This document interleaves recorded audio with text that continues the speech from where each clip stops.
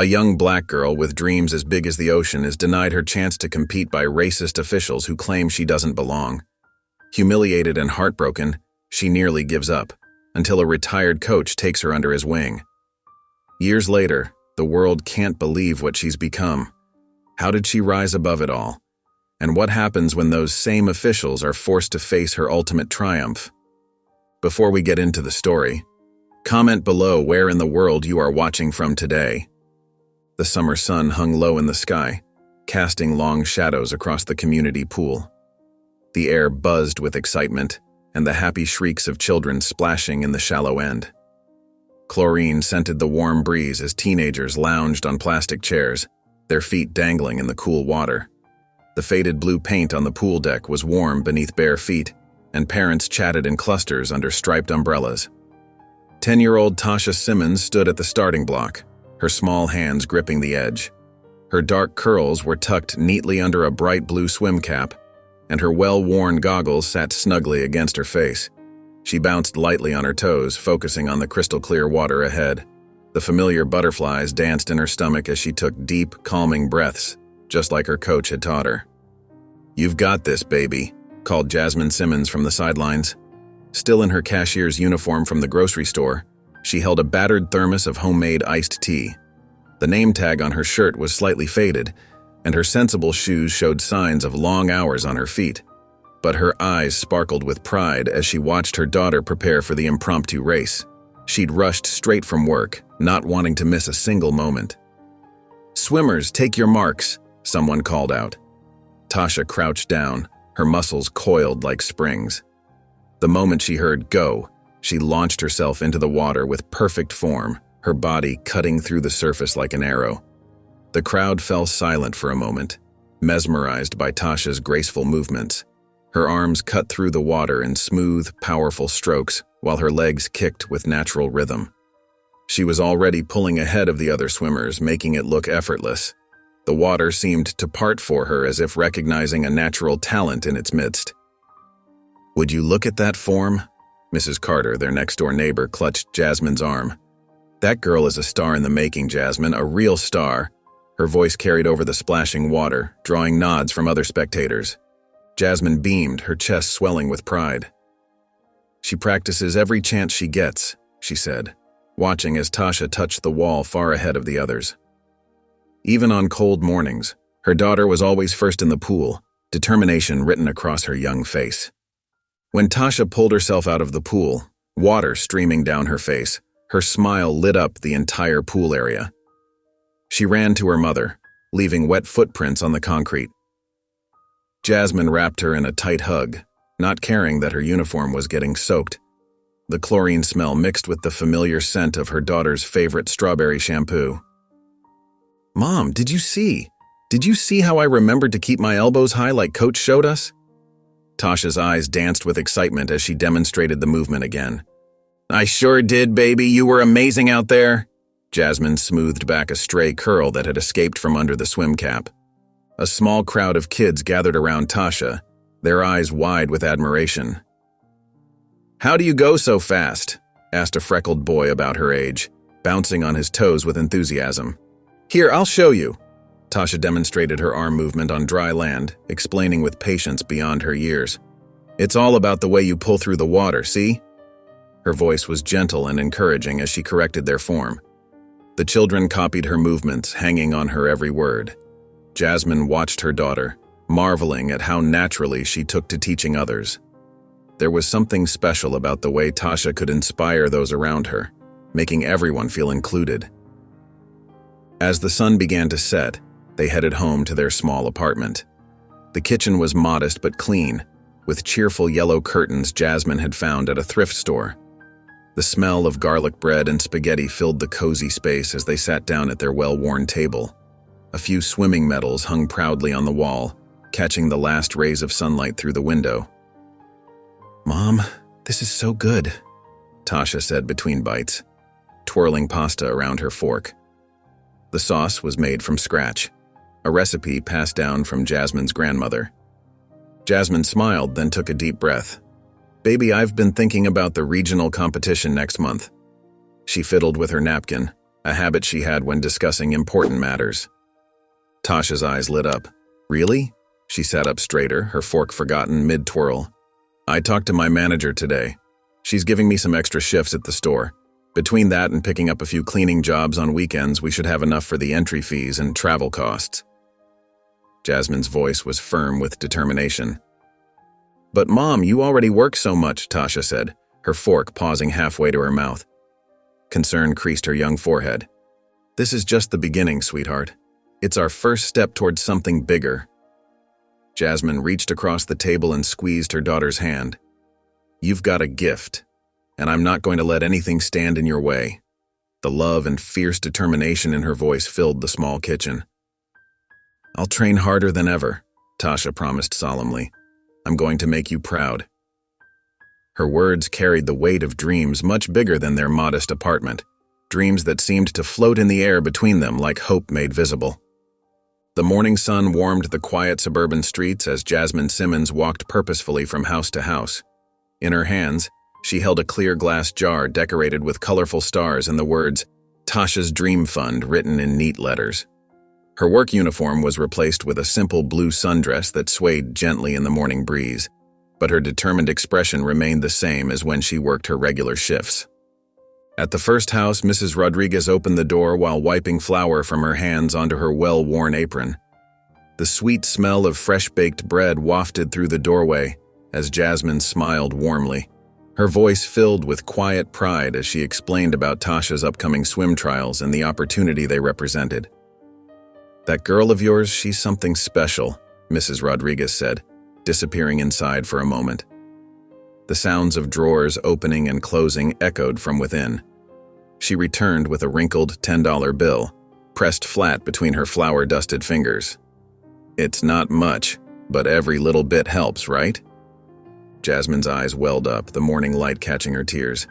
Every penny counts. Thank you so much. House after house, the story was the same.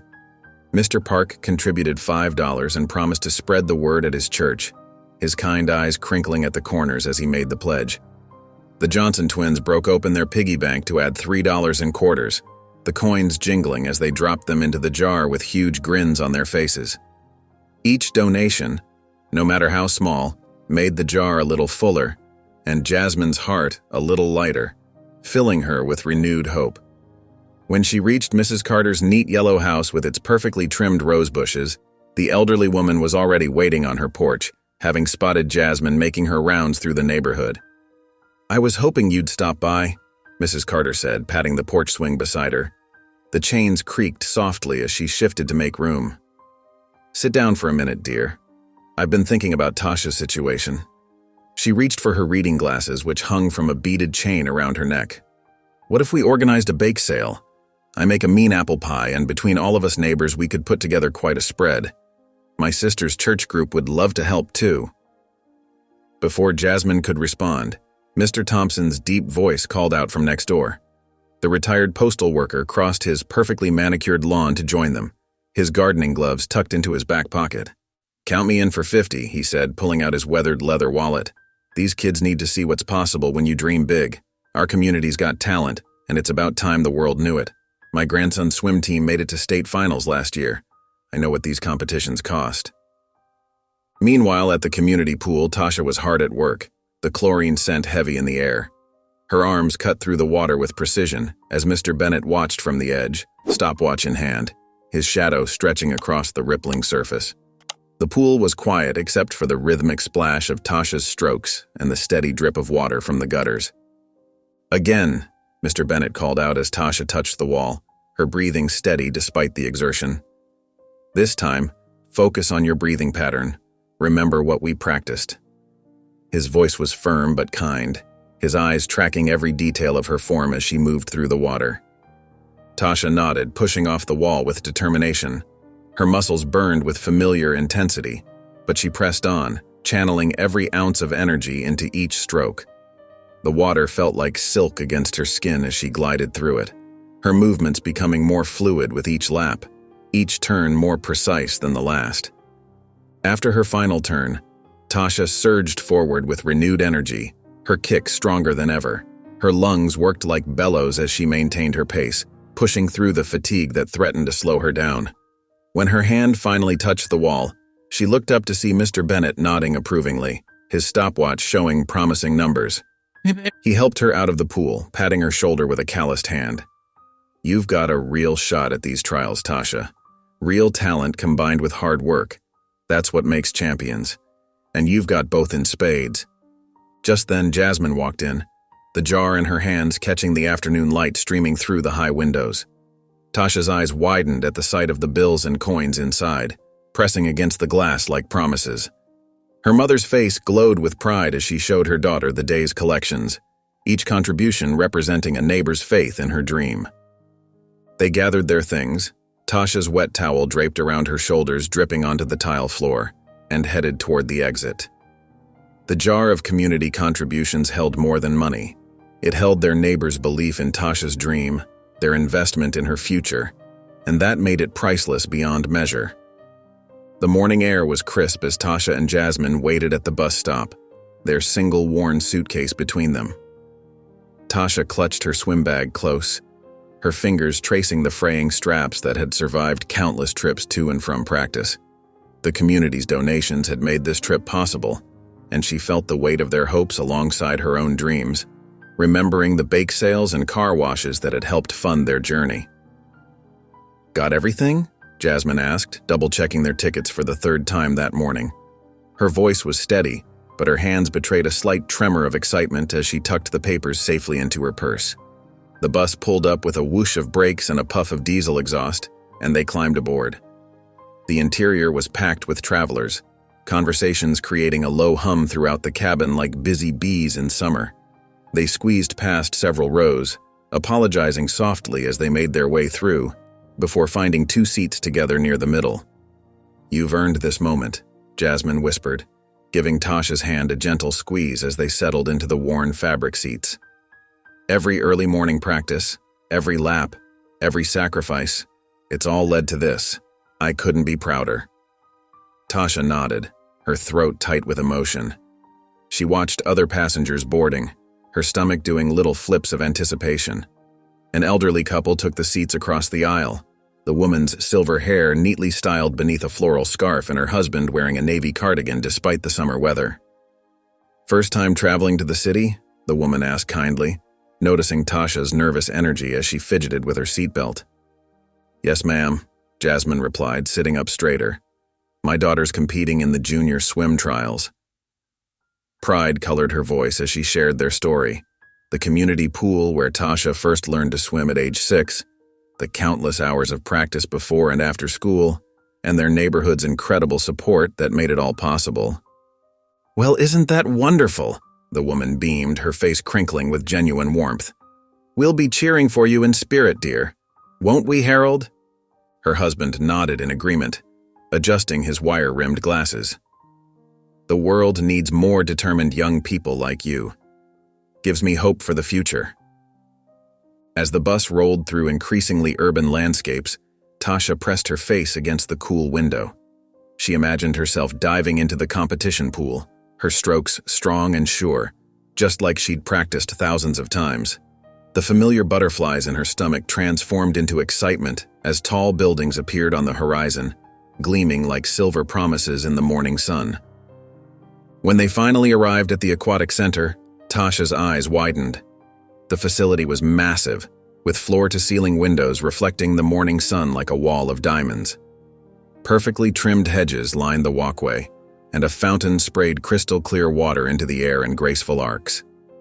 It was worlds away from their community pool with its chipped tiles, squeaky locker room doors, and that one-lane rope that always seemed to come loose. Inside, the air smelled strongly of chlorine and new rubber mats, making Tasha's nose tingle with familiarity and anticipation.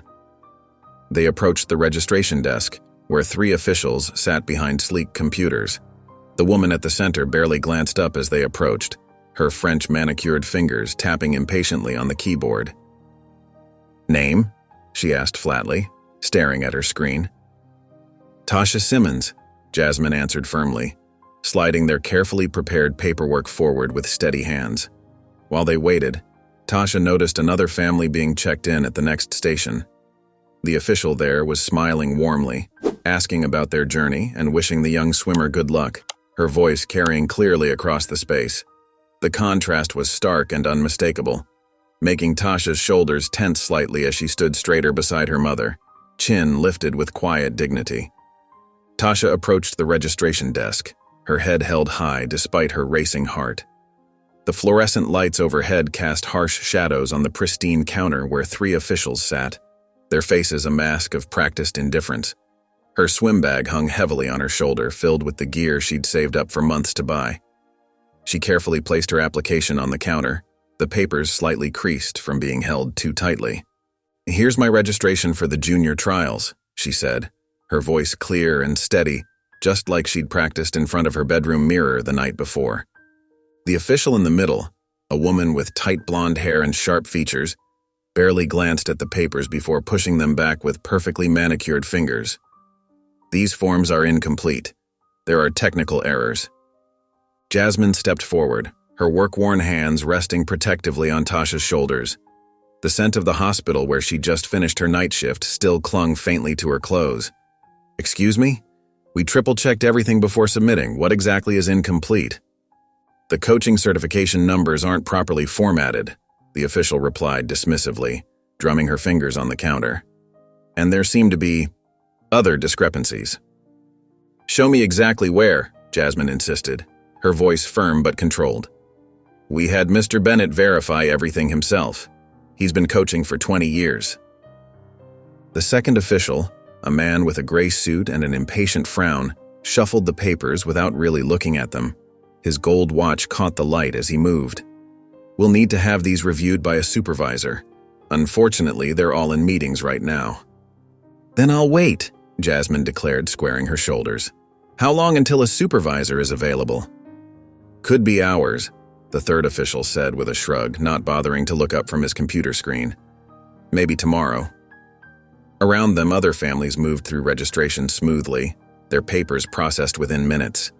The air conditioning hummed overhead as Tasha watched a girl her age, wearing an expensive team jacket with gleaming medals pinned to it, handed in her forms and received an immediate smile and welcome packet. The officials huddled together, speaking in low voices, but their words carried just far enough across the polished counter. "This isn't their kind of sport anyway," one muttered, followed by subtle snickers from the others.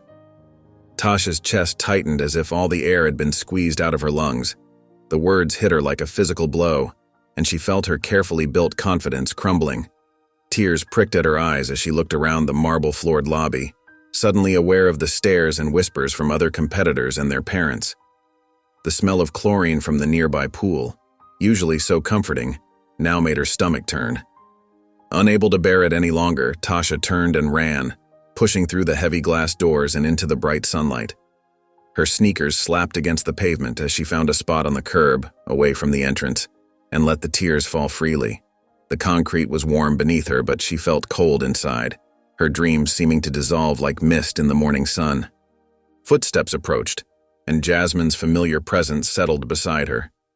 They sat in silence, the weight of their shattered dreams pressing down on them like the summer heat. The sounds of excitement and chatter from inside the building seemed to mock their pain, a stark reminder of the doors that had just been slammed in their faces. A group of swimmers walked past, their gym bags swinging carelessly, their laughter floating on the breeze. Tasha sat on the sun-warmed curb, her shoulders shaking with quiet sobs. Tears rolled down her cheeks, dropping onto her worn jean shorts, leaving dark circles on the faded denim. Jasmine stood beside her, hands clenched into helpless fists, watching her daughter's dreams crumble like leaves in autumn. A shadow fell across them, and a gentle voice asked, "Everything okay here?" The words carried genuine concern. Jasmine looked up to see a tall black man in his 50s dressed in casual but neat clothing, pressed khakis and a polo shirt that spoke of quiet confidence. His kind eyes and calm demeanor seemed genuine, but years of experience had taught her caution. Too many false promises had left their mark. "We're fine," she said stiffly, shifting her weight to stand between him and Tasha. The man nodded thoughtfully, maintaining a respectful distance. I couldn't help but notice you coming out of the registration area. I saw that look before, too many times. His voice carried the weight of personal experience. Tasha wiped her eyes with the back of her hand, looking up at him with curiosity through tear-stained cheeks. Jasmine hesitated, then sighed, her shoulders dropping slightly. They wouldn't even look at her application properly, made up excuses about technical errors. The frustration in her voice was unmistakable. Let me guess, they kept finding new problems, suggesting you wait for supervisors who never show up? His voice carried understanding born from experience, tinged with a familiar weariness. Exactly that, Jasmine admitted, surprise coloring her tone. How did you know? Because I lived it. I'm Lionel Wright. He extended his hand, weathered but strong. Former Olympic swimmer, though that was a lifetime ago. His smile held both pride and a hint of old pain. Tasha's eyes widened, tears forgotten in her sudden excitement. Really? You were in the Olympics? Sure was, young lady, but getting there? He shook his head, memories dancing behind his eyes. It wasn't easy, not for someone who looked like me. Jasmine shifted uncomfortably, crossing her arms. She'd heard about Lionel Wright, his victories, but also the controversies that followed his outspoken criticism of discrimination in swimming. His name still sparked heated debates in certain circles. This isn't new, Lionel continued, his voice gentle but firm as steel.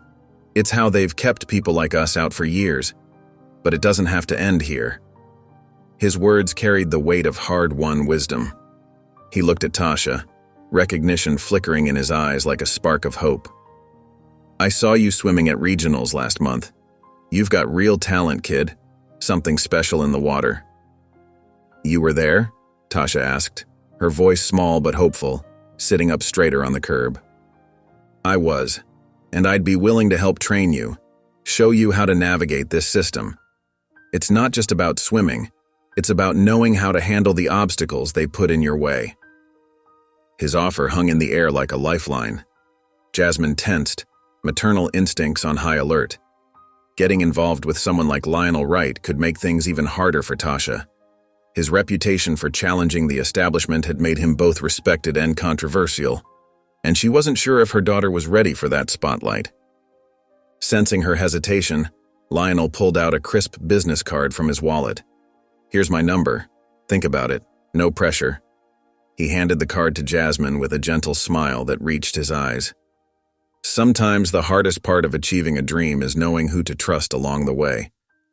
Later, in their modest motel room with its faded wallpaper and slightly musty air, Jasmine watched as Tasha sat cross-legged on the bed, staring at Lionel's card as if it held all the answers. The afternoon sun cast long shadows through the thin curtains, painting stripes across the worn carpet. What do you think, baby? Jasmine asked, studying her daughter's thoughtful expression. Tasha looked up, hope warring with uncertainty in her eyes, the card trembling slightly in her fingers. Jasmine sat beside her daughter, the old mattress dipping under their combined weight, and wrapped an arm around her shoulders. The familiar scent of chlorine still clung to Tasha's hair. We'll sleep on it. Big decisions take time. She pressed a gentle kiss to her daughter's temple, silently praying they were making the right choice in even considering it. The morning sun filtered through the thin motel curtains as Jasmine watched Tasha push her scrambled eggs around her plate. Her daughter's usual sparkle was missing, replaced by a quiet sadness that broke Jasmine's heart.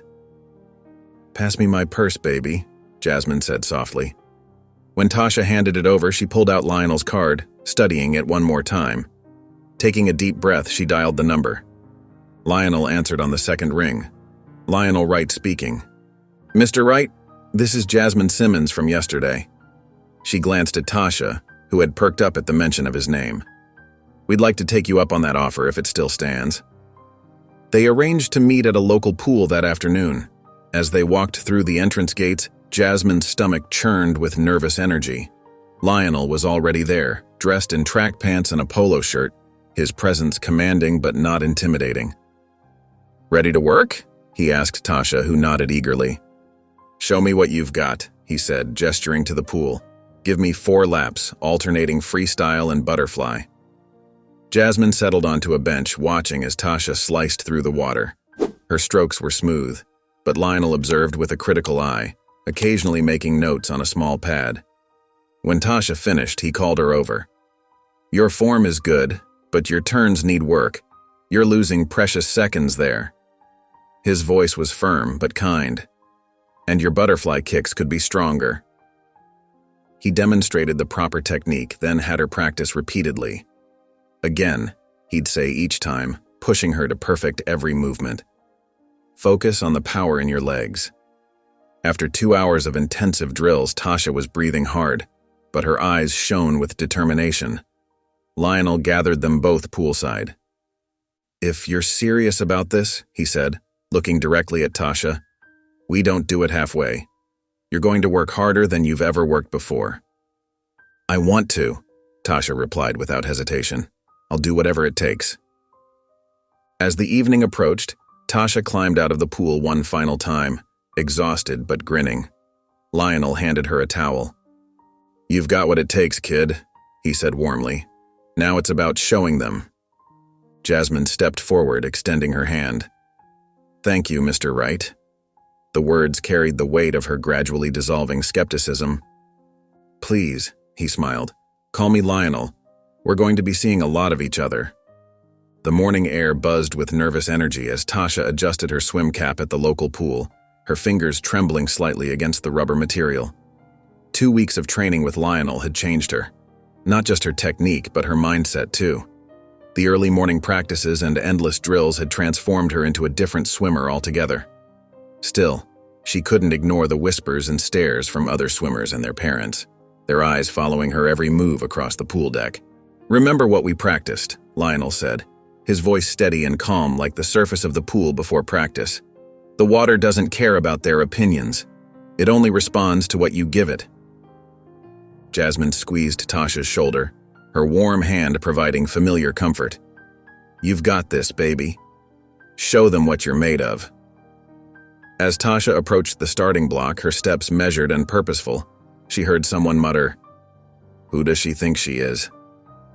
The words stung, but she took a deep breath, just like Lionel had taught her.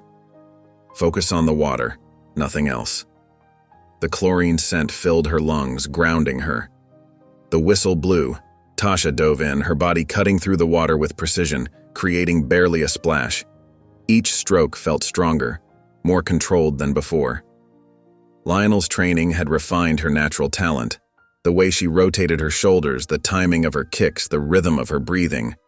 Every movement was deliberate, efficient, powerful. "Go, Tasha!" Jasmine's voice carried over the splash of water, rising above the murmur of the crowd. Tasha touched the wall first, victory clear and decisive, her lungs burning with effort.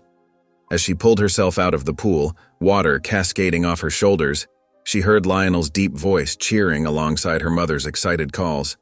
But the triumph was short-lived. "This isn't right," a man's voice boomed across the pool deck, cutting through the celebration. "How do we know what kind of tactics that coach is using?" It was Mr. Peterson, whose daughter had placed second, his face red with anger. "Probably some kind of special treatment," another parent added loudly, arms crossed and lips curled in disapproval. Tasha froze, water dripping from her swimsuit as the accusations flew, each word hitting like ice against her skin.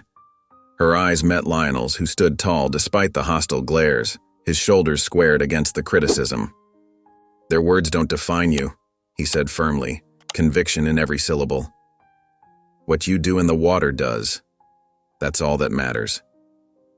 Later, as they walked to the parking lot under the warm morning sun, Jasmine couldn't stop praising her daughter's performance. "You were amazing out there, baby. Simply amazing. The way you moved through that water, you looked like you belonged there." But Tasha remained quiet, her victory medal feeling heavier than it should, the metal cold against her chest. The day's hostility had left its mark, settling deep in her bones. Lionel stopped walking and turned to face her, his expression serious but kind, eyes filled with understanding. "This is just the start," he said, voice low but determined. They're going to fight you every step of the way, but we'll fight back harder. Together. The kitchen clock ticked away mercilessly as Jasmine packed Tasha's lunch with trembling hands. Her double shift from yesterday still weighed heavy on her shoulders, and she'd barely managed 4 hours of sleep. The pile of bills on the counter seemed to grow taller every day. Electricity, pool membership fees, new swimming gear, and the regular expenses that never stopped coming. Each envelope felt like another weight pressing down on her chest. "Mama, I can help pack my own lunch," Tasha offered, watching her mother's exhausted movements from her spot at the kitchen table. Her own heart ached seeing the dark circles under her mother's eyes. "I've got it, baby," Jasmine managed a tired smile, carefully wrapping Tasha's sandwich in wax paper. "Just make sure you've got everything ready for practice." The morning rushed by in a blur of activity, and soon Jasmine found herself at work, sorting through inventory at the department store. Her fingers moved mechanically through the racks of clothing as her mind wandered to the upcoming swim meet fees. Her coworker, Mrs. Owens, noticed her stifling another yawn. "You look beat, honey," Mrs. Owens said, concern etching her kind face. She paused her own work to rest a gentle hand on Jasmine's arm. Jasmine's shoulders slumped. "I'm picking up every extra shift I can, but these swimming expenses..." She shook her head, fighting back tears of exhaustion.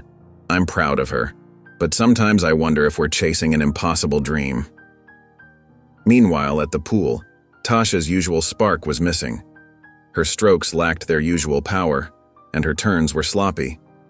The water felt heavier today, weighed down by her troubled thoughts.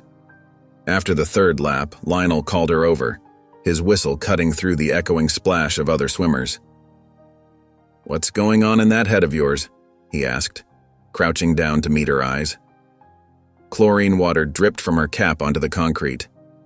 "Mom's so tired all the time," Tasha admitted, her voice small. "She works so hard, and it's all because of me. I see her falling asleep at the kitchen table sometimes." Lionel's expression softened. "Your mom believes in you. Don't let doubt hold you back. She's fighting alongside you not because she has to, but because she wants to." That evening, Tasha walked quietly down the hallway toward her room when she heard her mother's voice. Jasmine was on the phone, her voice heavy with exhaustion. The dim light from the living room cast long shadows on the wall. "I don't know, Linda," Jasmine sighed into the receiver, slumped in her favorite armchair. "The coaching fees, the equipment, the travel costs. Sometimes I lie awake wondering if I'm doing the right thing. Is it fair to put us through all this for a dream that might never happen?" Tasha stood frozen in the hallway, her heart heavy in her chest. The words echoed in her mind like ripples in still water. She retreated to her room without making a sound, closing the door softly behind her. Sitting on her bed, she clutched her swim medal from the last meet, determination burning through her guilt. The medal felt cool against her palm, a reminder of everything they were fighting for. The morning air was crisp and cool as Tasha cut through the water, her strokes precise and powerful. At 14, her body had grown lean and athletic, shaped by countless hours of training. The community pool, once a place of simple fun, had become her second home.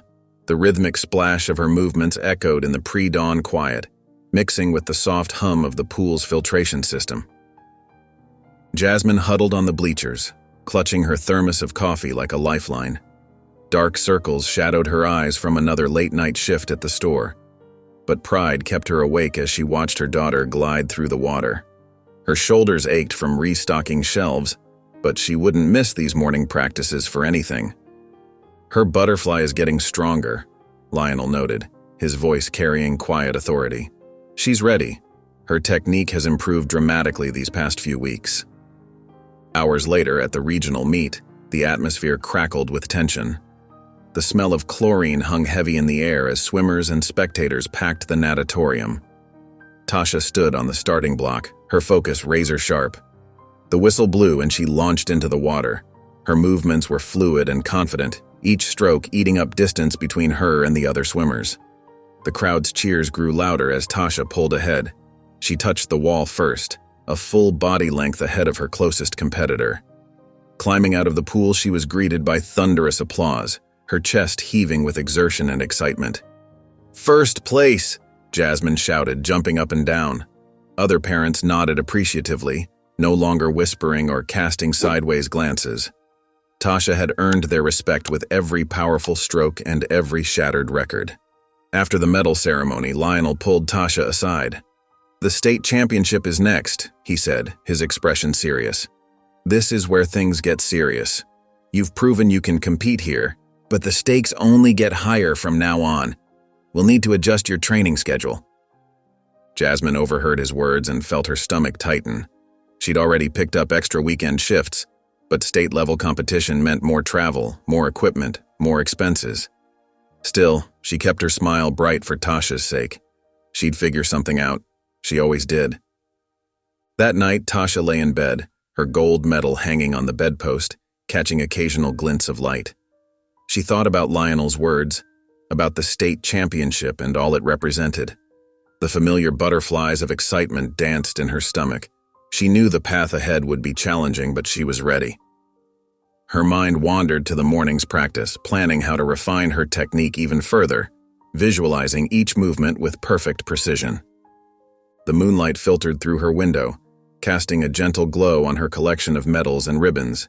Each one represented a step forward, a barrier broken, a small victory in their larger journey. Now, lying in the quiet darkness, Tasha made a silent promise to herself to train harder than ever before. She wouldn't let down the people who believed in her, especially her mom, who sacrificed so much to make this possible. The state championship venue loomed before them, its glass walls gleaming like diamonds in the afternoon sun. Tasha's stomach churned with a mix of excitement and anxiety as she walked through the entrance with Jasmine and Lionel, her legs feeling slightly wobbly. The lobby buzzed with intense activity, swimmers stretching on blue foam mats, coaches giving rapid-fire last-minute advice, and parents chattering nervously while clutching program sheets. "This is different from our local meets," Tasha whispered to her mother, taking in the Olympic-sized pool and professional equipment. The scent of chlorine was stronger here, more pristine somehow. "Remember, the water's the same everywhere," Lionel said firmly, placing a steadying hand on her shoulder. His familiar touch helped ground her racing thoughts. As they made their way to the registration area, Tasha couldn't help but notice she was one of very few black athletes. Whispers followed them like shadows, and some parents pulled their children closer as they passed, their actions impossible to ignore. Tasha kept her head high just as Lionel had taught her, though her heart beat a little faster. During the pre-race inspection, an official meticulously examined Tasha's swimsuit, tugging at the fabric and checking the seams repeatedly. His fingers pinched and pulled at every edge with unnecessary thoroughness. "Is there a problem?" Lionel stepped forward, his voice calm but firm. His presence radiated quiet authority. "Just following protocol," the official replied without making eye contact, his hands still fussing with the suit. "Funny, I didn't see you checking anyone else's suit that thoroughly," Lionel observed. The official flushed bright red and quickly moved on, clutching his clipboard tightly. Despite the tension, Tasha channeled her focus into her race. When the whistle blew, she exploded off the block, her powerful strokes cutting through the water like a knife. The world narrowed to just her lane and the rhythm of her breathing, the crowd's noise fading to a distant hum. She touched the wall first, setting a new personal best, her lungs burning with effort. The victory celebration felt muted, like watching fireworks through fog. While some spectators cheered genuinely, others remained seated, their applause perfunctory and stiff. Jasmine hugged her tightly, tears of joy streaming down her face, while Lionel beamed with pride, his eyes glistening. A reporter approached them afterward, notebook in hand, her press badge swinging from her neck. "How does it feel to be one of the only African-American swimmers at this level?" she asked, pen poised expectantly. Tasha hesitated, choosing her words carefully. "I focus on my swimming," she replied, standing a little straighter. "The water doesn't care what color you are." Later, at a local diner with checkered floors and vinyl booths, Tasha stirred her chocolate milkshake thoughtfully. The day's events weighed heavily on her mind, despite her victory. The whipped cream slowly melted into the thick shake, untouched. "You did good today, baby," Jasmine said, squeezing her hand across the worn Formica table. They're going to keep trying to make you feel like you don't belong, Lionel added, his voice gentle but firm. Every win is a step forward. Keep making them notice. The fluorescent lights overhead cast a warm glow on their small celebration, a moment of peace after a day of battles both in and out of the pool. Tasha ran her fingers over the glossy magazine pages, her heart swelling with pride at the sight of her photo alongside the article. The morning sun streamed through their living room window, casting a warm glow on the coffee table where several copies of the magazine lay scattered. She couldn't help but trace the outline of her swimming cap and goggles, still amazed to see herself in print. Look, Mom, they even got my quote right about wanting to inspire other kids, Tasha said, beaming. She pointed to the paragraph where they'd captured her words perfectly, exactly as she'd said them during the interview. Jasmine smiled, but her eyes held a hint of worry. She gently squeezed her daughter's shoulder. It's wonderful, baby. But remember, being in the spotlight means everyone's watching, not just the good people. As if to prove her point, their mailbox had been overflowing lately. Tasha pulled out another stack of letters from her backpack, the paper edges slightly crumpled from being carried around all day. Many were touching. Drawings from young swimmers, heartfelt notes from parents, and invitations to speak at local schools. But mixed in were the other kind. Cruel words scrawled in angry handwriting, questioning her achievements and making ugly comments about her race. Here's another speaking request, Tasha said, trying to focus on the positive. She held up an official-looking envelope. The Boys and Girls Club wants me to talk about perseverance. Jasmine carefully sorted through the mail, discreetly sliding the nastier letters aside. But Tasha caught glimpses. Doesn't belong. Unfair advantage. Political correctness gone too far. Each harsh word felt like a small paper cut to her confidence. At practice that afternoon, Tasha seemed distracted. Her usually perfect freestyle form was slightly off, and she missed a few breathing patterns. Lionel noticed immediately. "Those letters getting to you?" he asked during a break, handing her a water bottle. Tasha nodded, wiping water from her face. Her shoulders slumped slightly. "I don't understand why they hate me so much. They don't even know me." "Listen carefully," Lionel said, crouching down to meet her eyes. His voice was firm, but gentle. "They're scared of what you represent. Every time you succeed, you prove their prejudice is wrong. That means you're doing something right." That evening, Tasha sat at her desk, a pile of fan mail before her. The lamp cast a soft glow over the letters as she sorted through them. She opened one with careful fingers. Inside was a crayon drawing of a black girl swimming with the words, "You make me brave," written in wobbly letters. Her eyes welled up as she pinned it to her bulletin board, right next to her magazine feature. The hate mail could stay in the trash where it belonged. She had more important things to focus on, like showing those young admirers what was possible. Running her fingers over the crayon drawing one more time, she felt her determination strengthen. The alarm's harsh buzz pierced the quiet morning darkness. Tasha groaned, her muscles aching as she reached to silence it. 4:30 a.m. had never felt so early. Her usual eagerness to hit the pool was replaced by a heavy exhaustion that seemed to sink into her bones. She pulled the covers tighter, allowing herself just one more minute of warmth. In the kitchen, she found a note from her mom. "Breakfast in the fridge. Love you." Next to it sat a carefully packed protein shake and whole wheat toast, arranged with the loving attention only her mother could manage. The sight of food made her stomach turn, but she forced herself to take small sips of the shake. At the pool, the chlorine smell that usually energized her now made her head spin and her stomach clench uncomfortably. Lionel watched as she sluggishly went through her warm-up routine, his brow furrowed with concern. She could feel his eyes following her with each labored lap. "Pick up the pace, Tasha," he called out, his voice echoing across the water. "You're moving like molasses today." Something inside her snapped, like a rubber band pulled too tight. "Maybe if I wasn't here every single morning at dawn, I wouldn't be so slow." The words burst out before she could stop them, sharp and bitter in the morning air. Lionel fell silent, and Tasha immediately regretted her outburst. She'd never spoken to him like that before. The silence between them felt heavy and uncomfortable. Later that day at the regional meet, Tasha's fatigue showed in every stroke. Her turns were sloppy, her rhythm off, and her arms felt like lead weights dragging through the water. When she touched the wall and saw 3 next to her name on the board, her heart sank to the bottom of the pool. The whispers started immediately, cutting through the ambient noise of the natatorium. "Guess she's not so special after all," someone muttered loud enough for her to hear, the words sharp as needles. "Just another flash in the pan," another voice added, the comment spreading like ripples in still water. Back home, Jasmine found Tasha curled up on her bed, still in her damp swimsuit, her hair leaving wet spots on the pillow. "Everyone was counting on me," Tasha whispered, tears rolling down her cheeks and mixing with the chlorine water. "The kids who write to me, the community, and I'm letting them all down."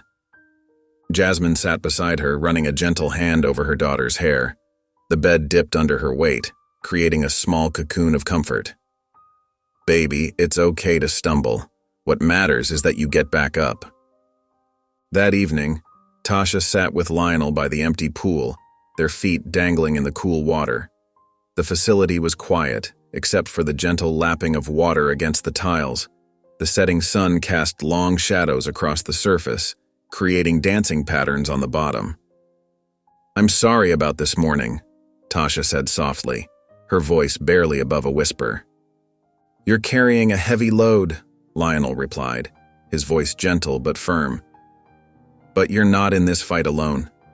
Let's face it together." Tasha nodded, watching the ripples their feet made in the water. The weight on her shoulders felt a little lighter, knowing she didn't have to bear it by herself. In the quiet of the evening, she could almost believe tomorrow would be better. The morning sun cast long shadows across the pool as Tasha adjusted her goggles, double-checking the strap to ensure a perfect fit. 2 weeks of rest had done wonders for her body and mind, washing away the exhaustion that had built up over months of training. She took a deep breath, inhaling the familiar chlorine scent that now felt welcoming again, like coming home after a long journey. "Remember," Lionel called from poolside, clipboard in hand, "we're focusing on form today. Speed will come naturally. Let's make every movement count." Tasha nodded, slipping into the water with practiced ease. The coolness enveloped her like an old friend, sending a refreshing shiver down her spine. Her strokes were measured and precise, each movement purposeful as she glided through the crystal-clear water. The pressure that had once suffocated her was replaced by a gentle determination that seemed to flow through her muscles. "Beautiful form," Lionel's voice echoed across the water, bouncing off the surface. "Now, tell me why you love swimming." Between laps, Tasha thought about it, treading water as droplets ran down her face. "I love how free I feel," she said, her voice strong and clear. "Like nothing can stop me. Like I belong here." "Hold on to that feeling," Lionel advised, his expression warm and encouraging. "That's your strength. That's what makes you special." At the national meet that weekend, Tasha stood behind the starting block, her heart steady despite the electric atmosphere. The crowd's murmurs faded away as she focused on the water before her, its surface rippling with possibility. When the buzzer sounded, she dove in with grace, her body cutting through the water like an arrow. Each stroke felt effortless, powerful, as if she'd finally unlocked something deep within herself. The water seemed to carry her forward as she glided through her lane, her movements fluid and synchronized. As she touched the wall for her final turn, she could hear the crowd's excitement building, their cheers growing louder with each stroke. When she finished, the scoreboard flashed her time in bright LED numbers. Not only had she won, but she'd beaten her personal best by 2 seconds, a margin that sent waves of shock through the audience.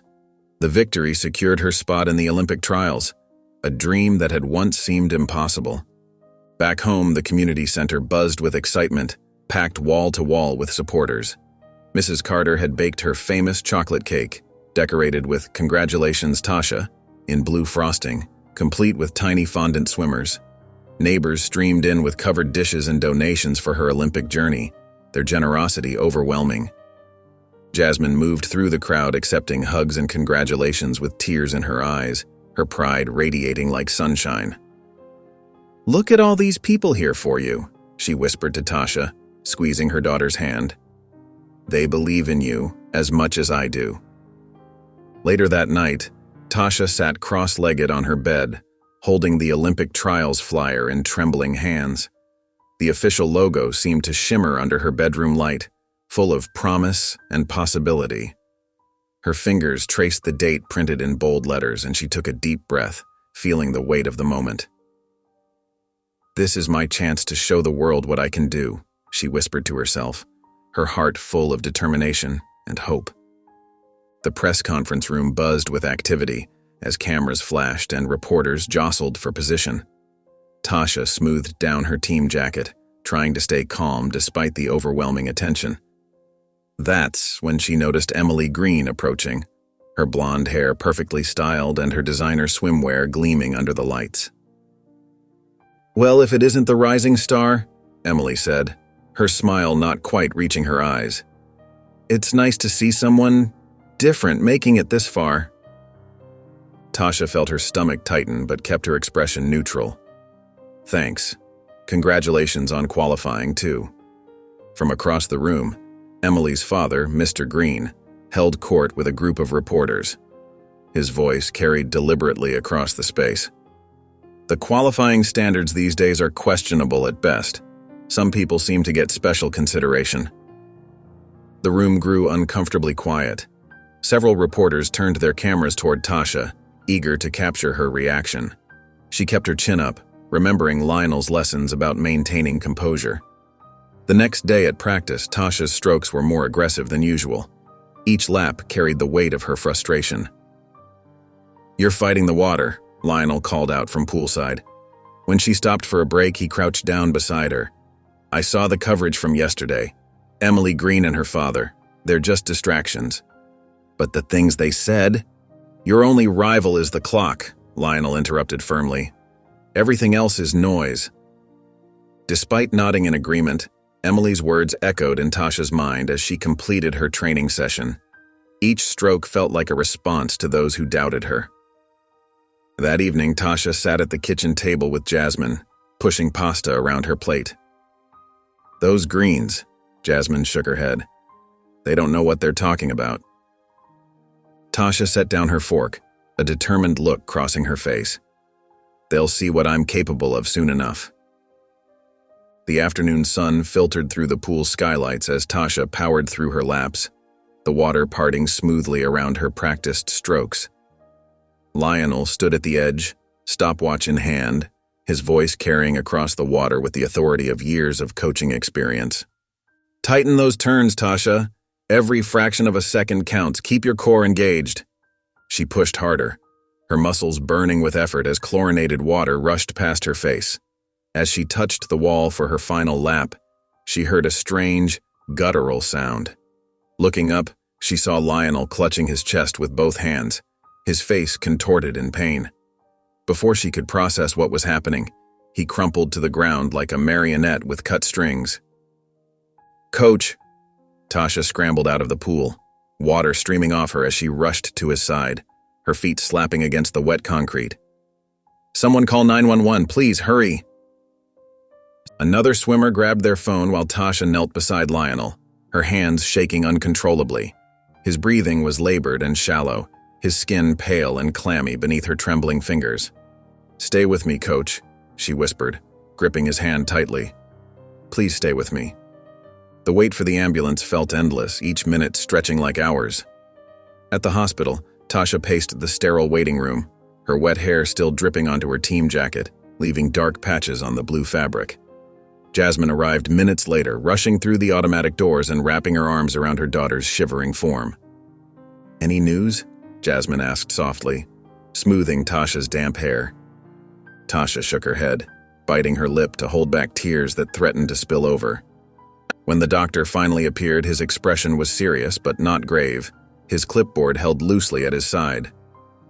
"Mr. Wright had a mild heart attack. We've stabilized him, but he'll need several weeks of rest and rehabilitation, no strenuous activity or high-stress situations."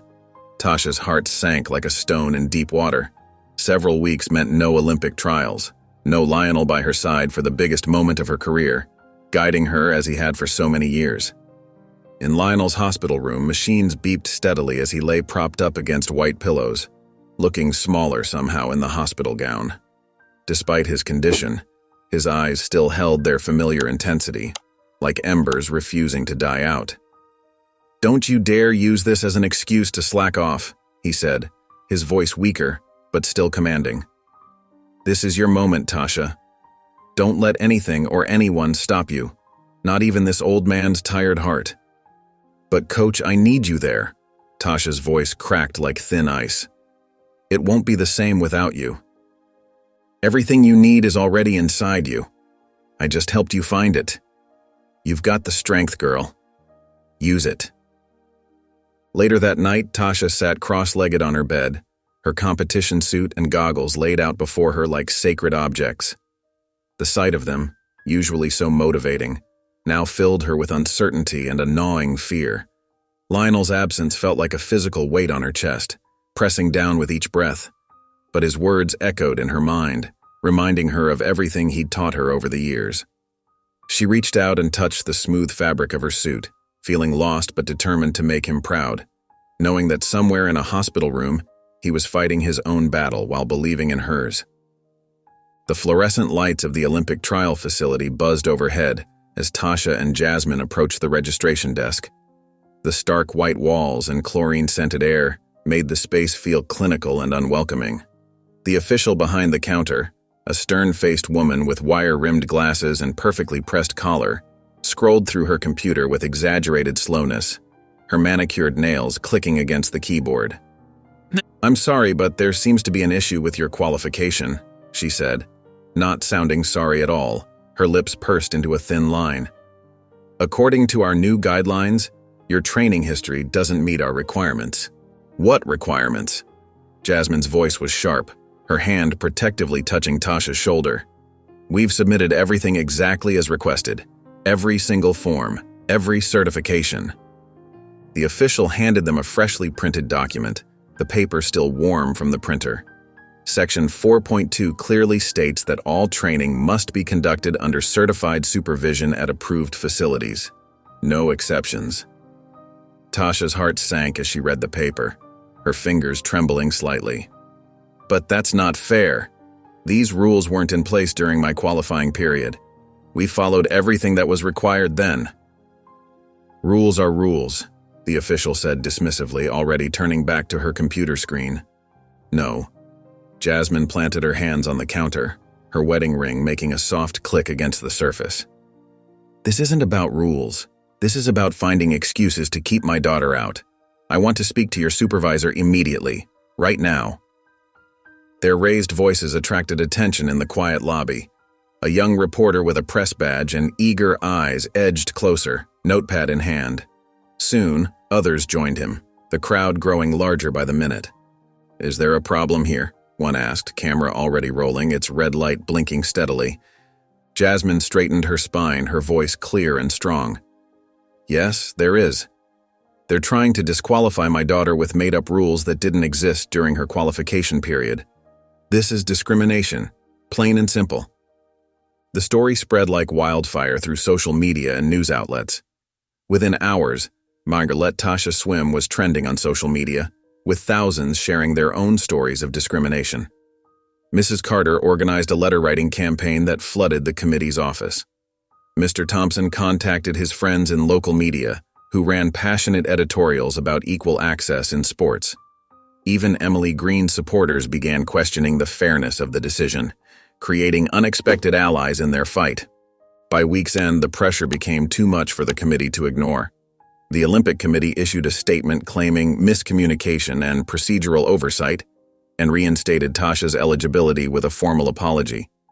That evening, Tasha sat at their kitchen table, her training schedule spread before her under the warm yellow light.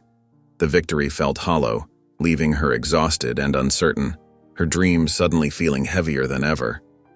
"Maybe they're right," she whispered, tracing the edge of her schedule with her finger. "Maybe I don't belong here. Maybe it's too much." Jasmine reached across the table, covering Tasha's hand with her own, her touch warm and steady. "We're not just fighting for you, Tasha. We're fighting for everyone who's ever been told they don't belong. Every little girl watching you right now needs to see what's possible." Tasha squared her shoulders and picked up her pen, her determination returning with each breath. She was ready to focus on the training ahead, not just for herself, but for all those who would follow. The Olympic Trials facility loomed before Tasha, its towering glass doors reflecting the early morning sun like sheets of gold. Her heart hammered against her ribs as she clutched her worn swim bag closer, its familiar texture offering small comfort. Jasmine walked beside her, a steady presence in the chaos of media crews with their bulky cameras, excited spectators waving signs, and focused athletes streaming into the building.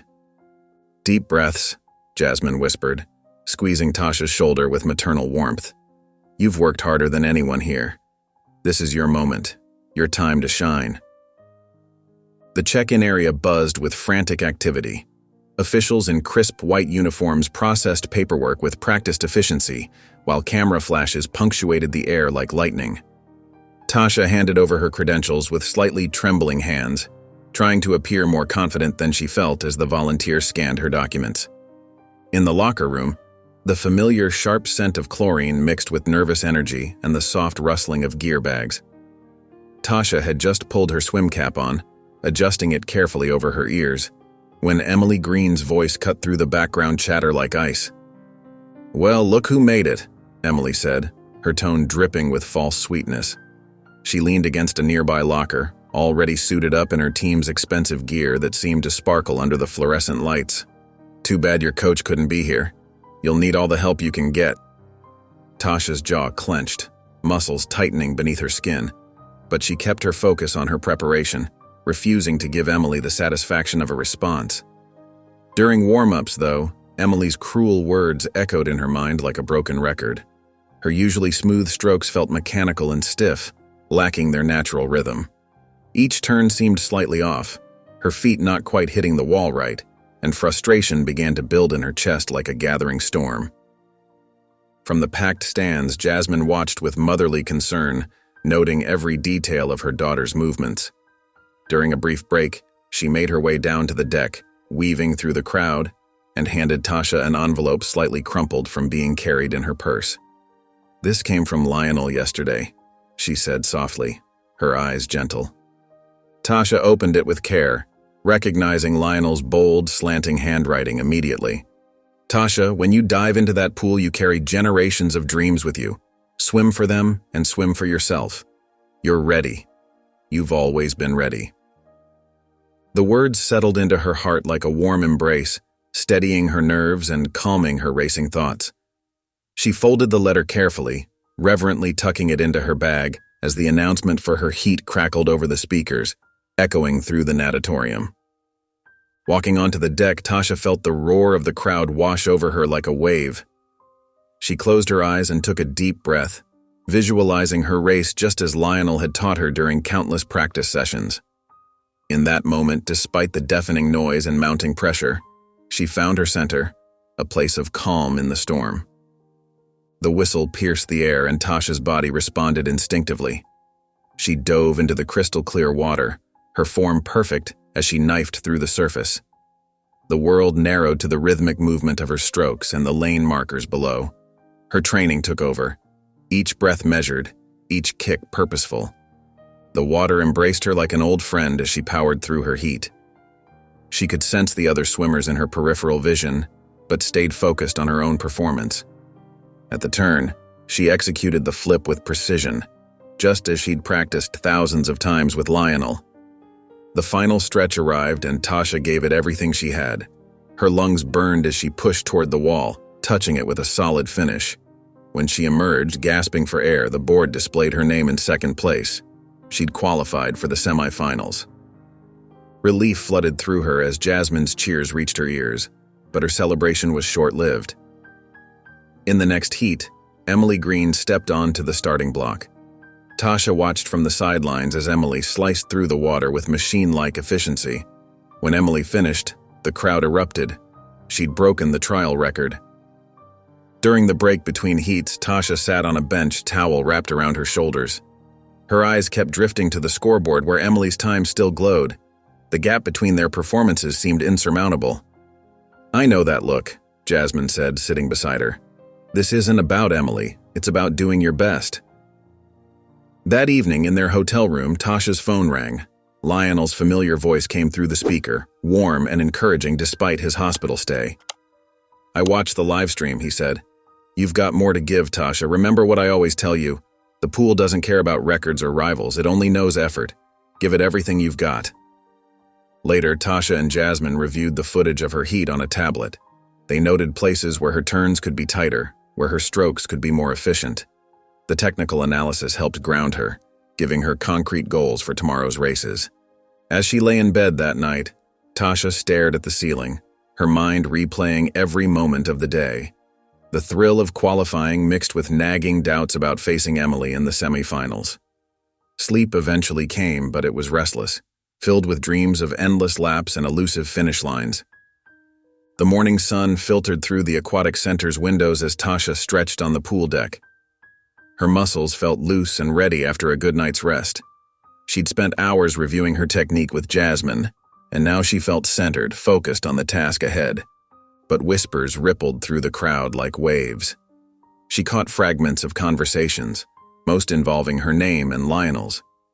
Near the officials' table, Emily's father held court with several other parents, his voice carrying deliberately across the space. It's a shame, really, he said, loud enough for everyone to hear. Some of us worked hard to get here the right way. She doesn't belong here with her questionable training methods. Tasha's jaw tightened, but she continued her warm-up routine, just as Lionel had taught her. Control what you can control, he always said. During warm-ups, Emily glided over, her practiced smile not reaching her eyes. Hey, Tasha, she said sweetly. Big day, huh? Must be hard without your coach here. All these people watching. She gestured to the packed stands. Hope you can handle the pressure. Tasha felt heat rise in her chest, but Lionel's words echoed in her mind. The pool doesn't care about mind games, just swim your race. When the semifinal heat began, Tasha channeled every ounce of frustration into pure power. Her strokes cut through the water with precision and strength. At the turn, she was neck and neck with the leaders. In the final 25 meters, she found another gear surging ahead to touch the wall first. The victory should have felt pure and sweet, but reporters swarmed as soon as she left the pool. Their questions came rapid fire, barely disguised accusations. How do you respond to allegations about your training methods? Some say you received special treatment to qualify. Your comments? Tasha stood tall, water dripping from her swim cap, and spoke clearly into the microphones. I'm here because I earned it. Nothing more, nothing less. Later, sitting with Jasmine in the quiet of the locker room, Tasha's shoulders slumped. They're trying to take this away from me, aren't they? Make it seem like I don't deserve to be here. Jasmine squeezed her daughter's hand.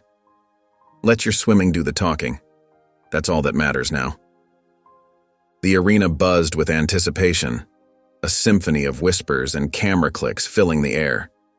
Tasha stood behind her starting block, her heart steady despite the pressure. The familiar scent of chlorine grounded her as she adjusted her goggles one final time. In the stands, Jasmine clutched her phone where Lionel waited on FaceTime from his hospital bed. You've got this, baby, she whispered, though Tasha couldn't hear her from the pool deck. Emily took her position in the adjacent lane, her practiced movements betraying no hint of doubt. Their eyes met briefly, and for the first time Tasha saw something different in Emily's gaze.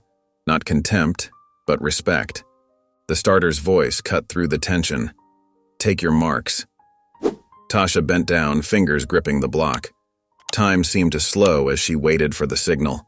When it came, she exploded forward, her body arcing through the air in a perfect dive. The water welcomed her like an old friend.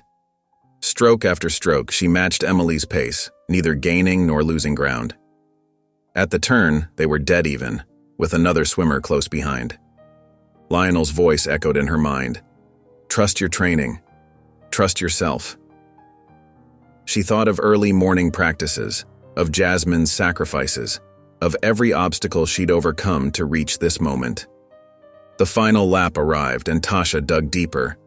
Her muscles burned, but she pushed through, remembering Lionel's words.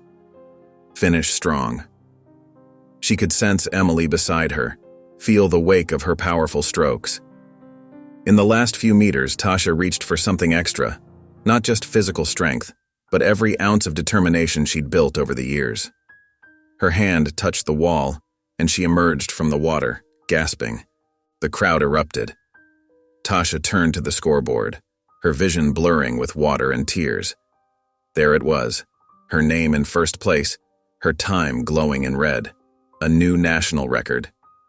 Emily reached across the lane line, offering a genuine handshake.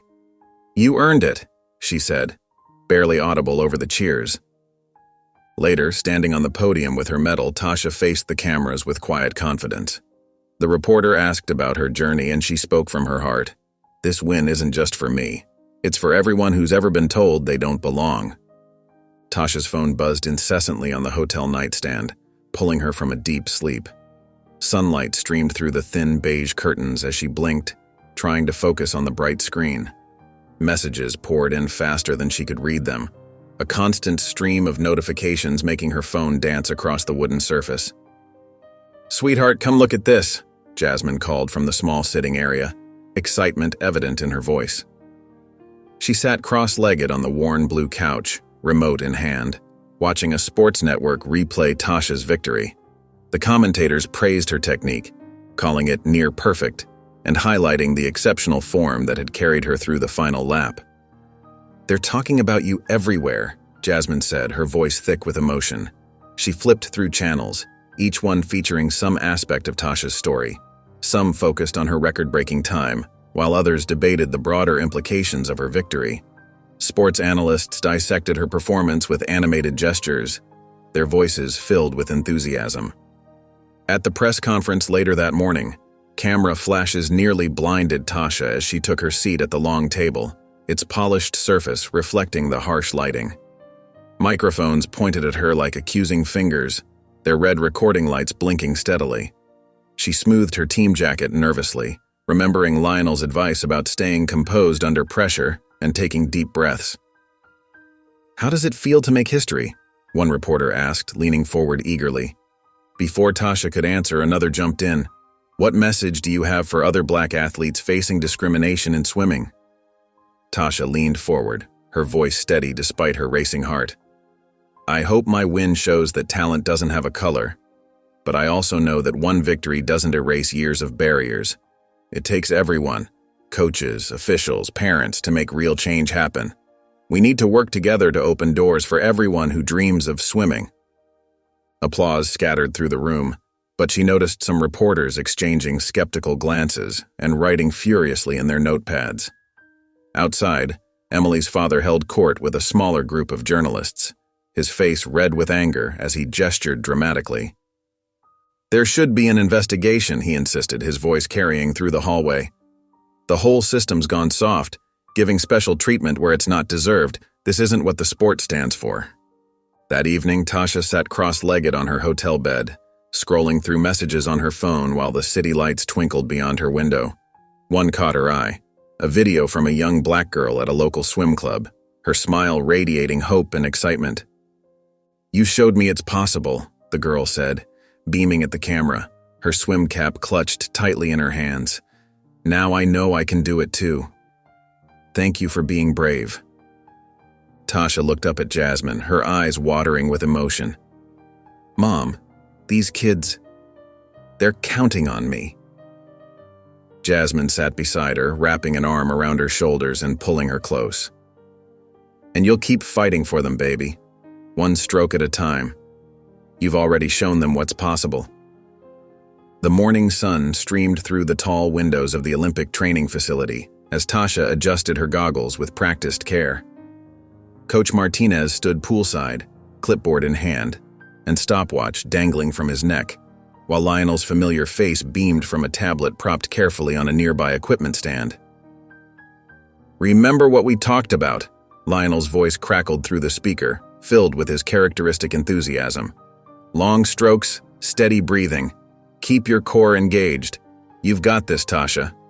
Tasha nodded, her muscles tense with anticipation as she bounced lightly on the balls of her feet.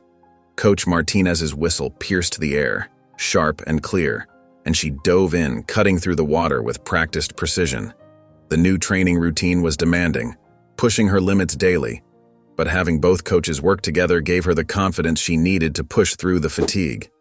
"Beautiful form," Martinez called out as Tasha completed her lap, his voice echoing across the pool. "Let's work on those turns now. Remember to keep your momentum flowing." Between sets, Tasha caught her breath at the pool's edge while Lionel and Martinez discussed subtle adjustments to her technique. Their collaborative approach, though unconventional, helped her feel supported and grounded even though Lionel couldn't be there physically to guide her. Later that day, Tasha joined her fellow Olympians for a mandatory team-building workshop. The large conference room buzzed with animated conversation and nervous energy, but she couldn't help noticing how some athletes deliberately avoided eye contact with her. A few huddled together, whispering behind their hands, their judgmental gazes following her movements across the room. "Don't let them get to you," a warm, confident voice said beside her. Tasha turned to find Megan Thompson, a respected three-time Olympian, settling into the chair next to her with a friendly smile.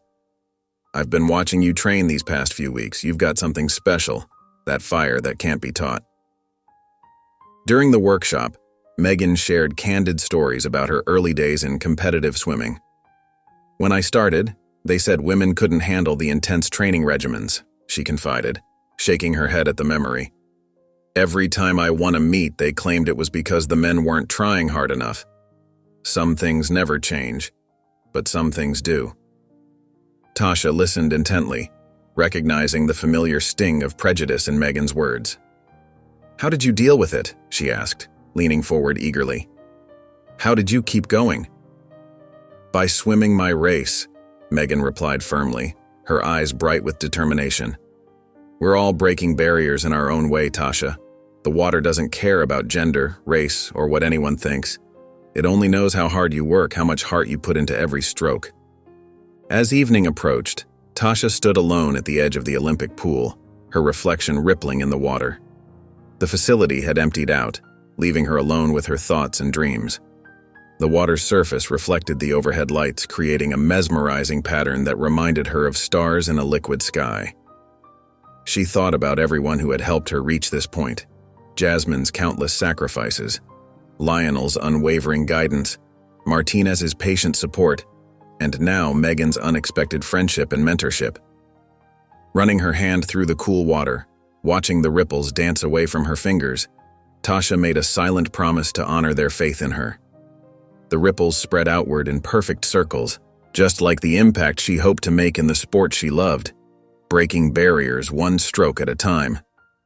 The Olympic Village hummed with nervous energy as dawn broke over the horizon, painting the sky in soft shades of pink and gold. Tasha sat on the edge of her bed, already in her team warm-up suit, methodically going through her pre-race routine, stretching her shoulders, visualizing her strokes, taking measured breaths. Her phone buzzed, Jasmine's name lighting up the screen. "Good morning, baby." Jasmine's warm voice filled her ears, carrying all the love and support that had gotten them this far. "How are you feeling?" "A little nervous," Tasha admitted, fidgeting with the zipper of her jacket, her stomach doing small flips. "But ready." "You've worked so hard for this," Jasmine said softly, her voice thick with emotion. "No matter what happens today, you've already made us proud. The whole neighborhood is watching. Mrs. Carter even organized a viewing party at the community center. They've got banners and everything." Tasha smiled, picturing her old neighbors gathered around the TV, cheering her on from thousands of miles away. "Thanks, Mom, for everything." The preliminary heat went better than Tasha expected. Her strokes were smooth and powerful, her turns precise, just as she'd practiced thousands of times in pools across the country. When she touched the wall qualifying for the finals, the commentators' voices rang through the arena, echoing off the high ceiling. "Remarkable performance from young Tasha Simmons," one announced, excitement evident in his voice. "She's not just making waves in the pool, she's making history. This could be the beginning of something truly special." Between races, her phone flooded with notifications, buzzing constantly in her bag.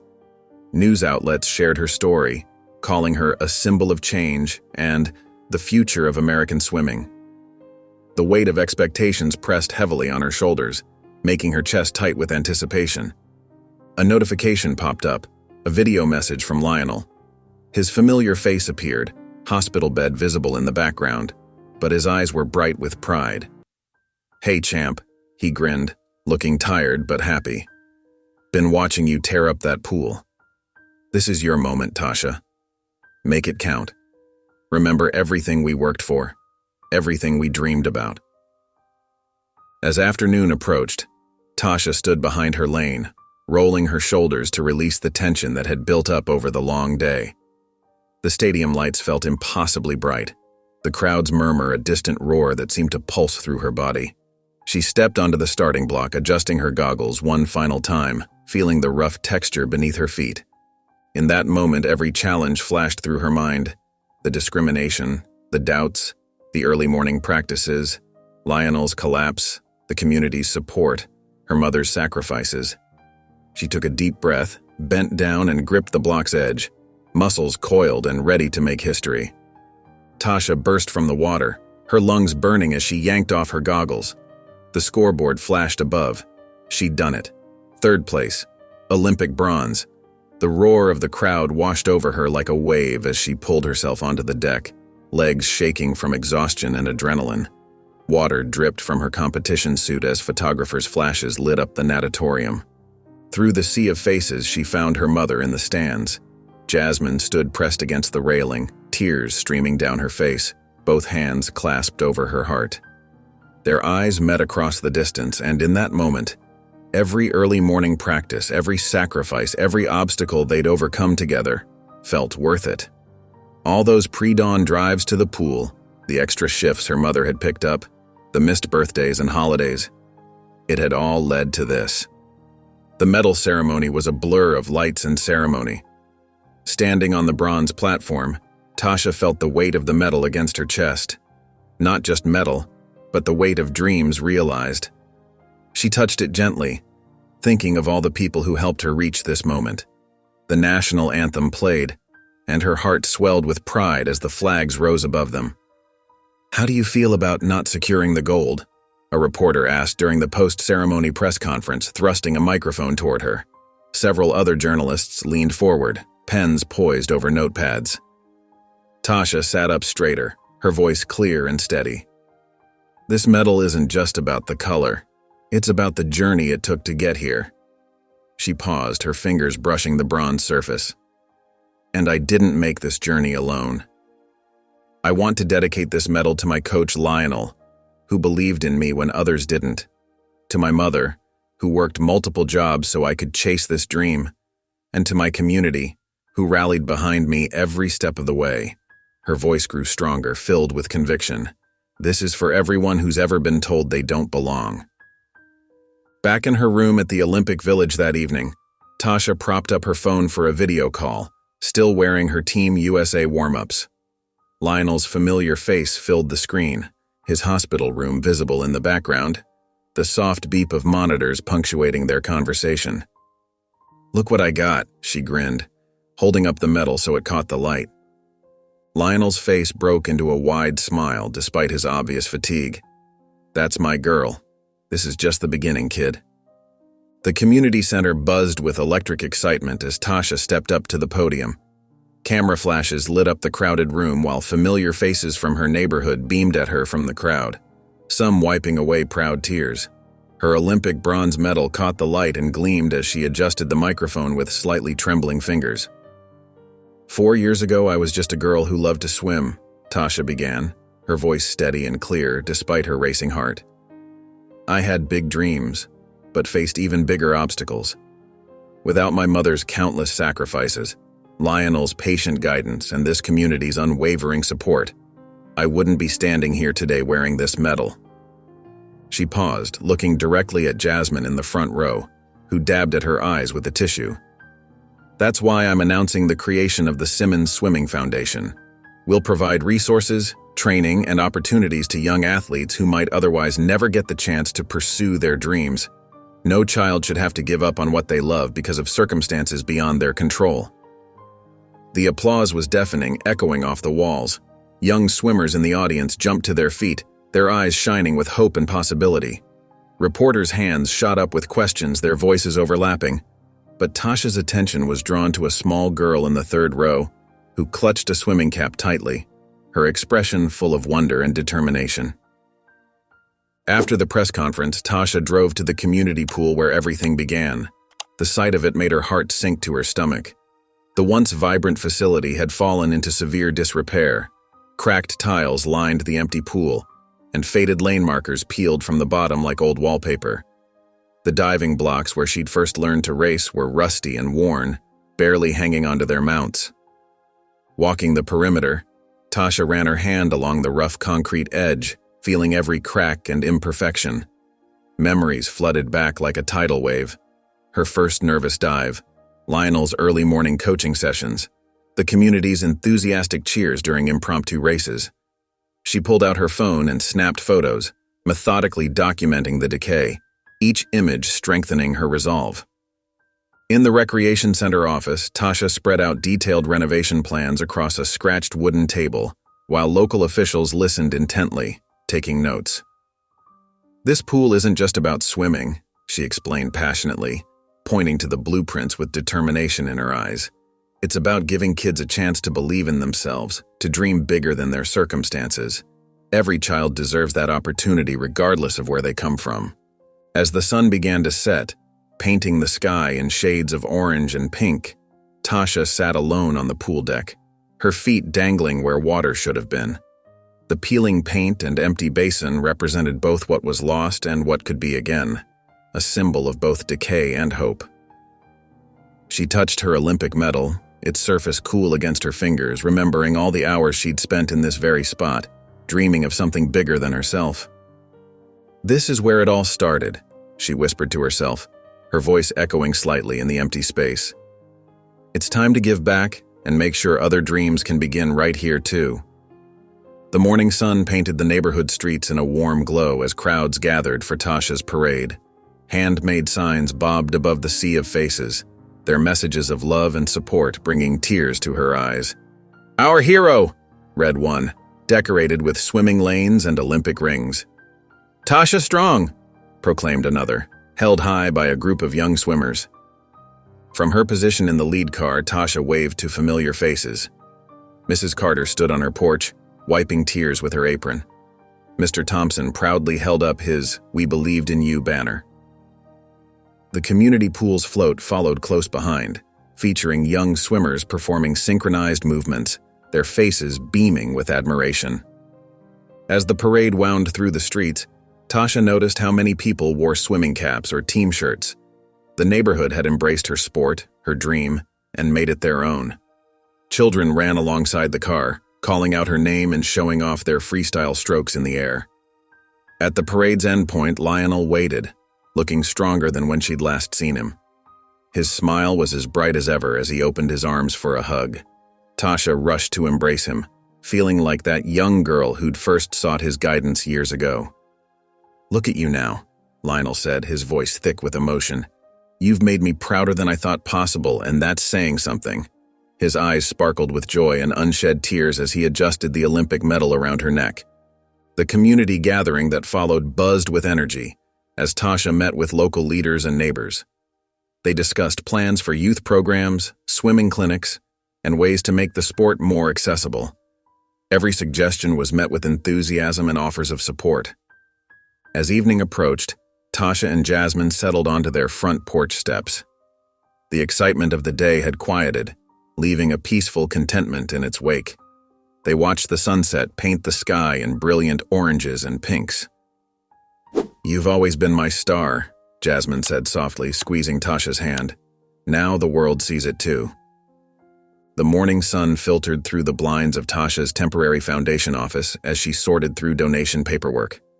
A knock at the door made her look up. Her heart skipped a beat when she saw him, Marcus, her father, standing awkwardly in the doorway. She hadn't seen him in person since she was 5 years old. Jasmine, who had been reviewing budget proposals nearby, immediately tensed. "Marcus," she said, her voice tight with emotion. "What are you doing here?" Marcus shifted his weight, his weathered face showing signs of nervousness. "I saw you on TV, Tasha. The Olympics. Everything you've achieved. I had to come. After all these years?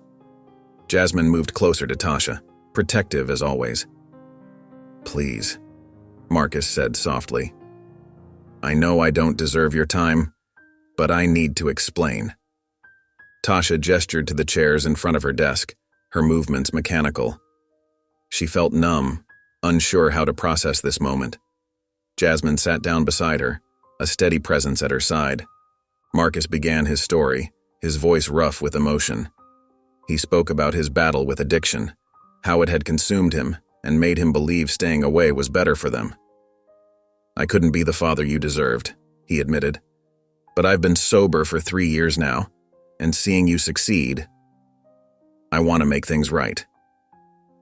Tasha listened silently, studying the stranger who was her father. She saw flickers of herself in his features, the same determined set of his jaw, the same expressive eyes. But the connection she'd yearned for as a child felt distant now. Later in private, Jasmine held Tasha's hands. Baby, this has to be your decision. I won't tell you what to do, but... She paused, choosing her words carefully. I just don't want you to get hurt. That evening, Tasha sat at her desk at home, pen hovering over paper. The words came slowly at first, then faster as she poured out her feelings. She wrote about her achievements, her struggles, and the amazing support system she'd built without him. She explained her wariness, but also her willingness to give him a chance, with conditions. If you want to be part of my life, she wrote, her hand steady, you'll have to show me through actions, not words. The conference hall buzzed with anticipation as Tasha approached the podium. Hundreds of faces looked up at her, coaches, athletes, officials, and media representatives. Her heart pounded, but her voice remained steady as she began. When I was 10 years old, swimming was pure joy, she said, gripping the edges of the podium. But as I climbed higher in competitive swimming, I discovered that talent wasn't always enough. Some barriers aren't visible in the water. She detailed her experiences, the registration errors at trials, the excessive scrutiny of her equipment, the whispered comments, and blatant discrimination. Her voice grew stronger as she outlined specific reforms needed in the sport. We need mandatory diversity training for all officials, she declared. We need transparent oversight of registration processes. And most importantly, we need funding programs that ensure talented athletes from all backgrounds can compete. The audience's reaction was immediate and divided. Some sections erupted in applause, while others sat with crossed arms and tight expressions. A few officials near the front row exchanged skeptical glances. Backstage after her speech, a small group of athletes gathered around her. Maria, a Hispanic swimmer from Texas, shared stories of being told she didn't have the right build for swimming. James, an Asian American diver, described the casual racism he encountered at meets. Your speech said everything we've been trying to express, Maria said, squeezing Tasha's hand. We need to work together on this. They exchanged contact information and began discussing the formation of an athlete advocacy group. The energy was electric as they brainstormed ideas for pushing reform in their respective sports. Later, in her hotel room, Tasha scrolled through social media reactions to her speech. While some comments were harsh, accusing her of playing the race card or being ungrateful, many more expressed support and shared similar experiences. A notification pinged, more athletes wanting to join their newly formed coalition. Tasha smiled as she typed a message to Lionel. This fight is bigger than me, but I'm ready for it. The community pool echoed with children's laughter as Tasha watched from the deck. Her heart swelled with pride seeing kids from all backgrounds splashing and learning together. Some wore new swimsuits while others made do with t-shirts and shorts, but all wore bright smiles as they practiced their strokes. Keep your arms straight, Tasha called out encouragingly to a young girl struggling with her freestyle. The child beamed back at her, trying again with renewed determination. The last person Tasha expected to see at her foundation's program was Emily Green. Yet there she stood at the pool entrance, looking out of place in her designer clothes. Emily shifted uncomfortably before walking over to where Tasha stood. This is amazing, Emily said softly, gesturing to the pool full of children. What you're doing here?" Tasha nodded cautiously, studying her former rival's face. Emily looked different somehow, less confident, more vulnerable. "I wanted to congratulate you properly," Emily continued. "The Olympic medal, the foundation, you've achieved so much." She paused, wringing her hands. "And I need to apologize." The pool's ambient noise seemed to fade as Emily struggled with her next words. "I wasn't fair to you. I let my dad's prejudices become my own. The way I treated you at trials, the things I said." She shook her head. "I was wrong, and I'm sorry." Tasha listened silently, noting the genuine regret in Emily's voice. When Emily finished, Tasha took a deep breath before responding. "Thank you for saying that," she said carefully. "But if you really want to make things right, you need to do more than apologize. Use your platform. Challenge those beliefs when you hear them. That's how real change happens." Emily nodded solemnly. "I will. I promise." After Emily left, Jasmine joined Tasha by the pool's edge. They watched the children practicing, their splashes creating ripples across the water's surface. "That took courage," Jasmine observed. "Both for her to apologize and for you to listen." "Do you think she means it?" Tasha asked. Jasmine smiled wisely. "Forgiveness is powerful, but it's also earned. Let's see what she does next."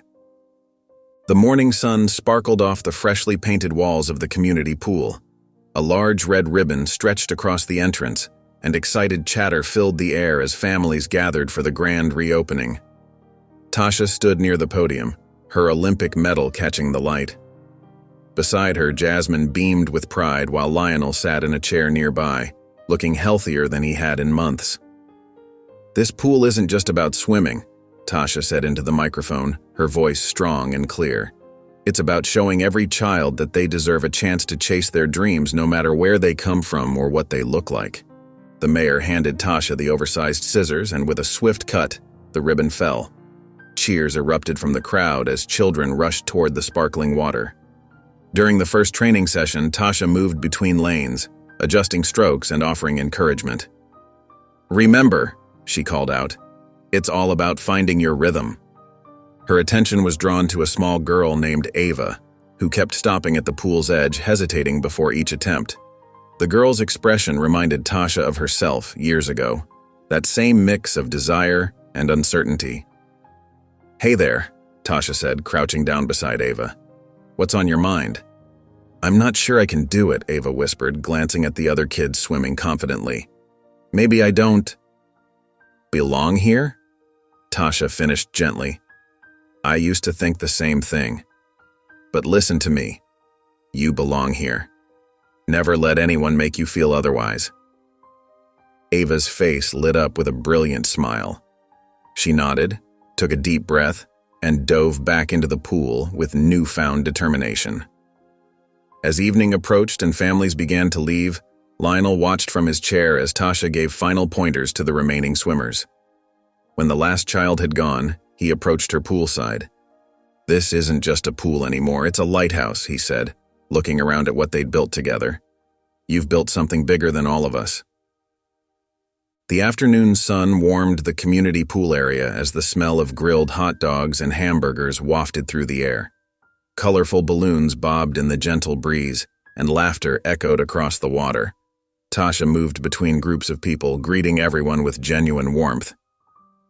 "This potato salad is amazing, Mrs. Carter," Jasmine exclaimed, helping herself to seconds. Mrs. Carter beamed, sharing a knowing look with her old friend. Nearby, Lionel sat with a group of parents, gesturing animatedly as he described their children's improving techniques. "You should see Tommy's butterfly stroke now," he said proudly.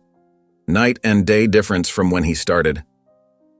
Tasha grabbed the microphone, tapping it gently to get everyone's attention. The crowd quieted, faces turning toward her expectantly. "I have some exciting news," she announced, her voice carrying across the pool deck. "Thanks to your support and the incredible success we've seen here, we're expanding our Foundations program to 3 more communities next season." The announcement was met with enthusiastic applause and cheers. Parents hugged their children, and several people wiped away happy tears. Later, Tasha found herself surrounded by a group of young swimmers, including Ava, who had grown noticeably more confident over the past month. The children peppered her with questions about the Olympics and her training routine. "Miss Tasha," Ava said softly, fidgeting with the hem of her swim shirt. "I want to be like you someday." Tasha knelt down to meet Ava's eyes, placing a gentle hand on her shoulder. "You'll be even better," she said with conviction. As the sun began to set, casting orange and pink hues across the water, Tasha couldn't resist the pool's call. She kicked off her sandals and dove in, followed by a chorus of splashing as kids jumped in after her. Their joyful shrieks and laughter filled the air.